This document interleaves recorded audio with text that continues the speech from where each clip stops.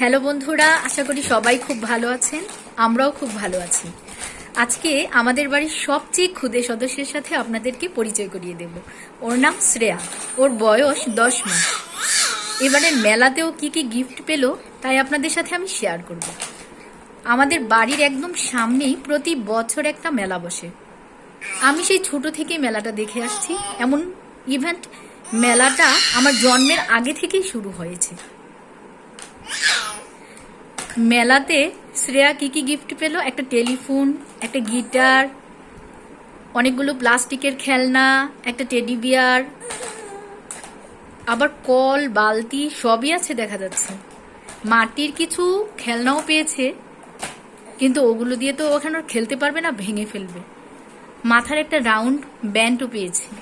ও মেলাটার কথা যা বলছিলাম, আমি যখন ছোট ছিলাম তখন মেলাটা জন্য সারা বছর অপেক্ষা করে থাকতাম কবে আসবে মেলাটা।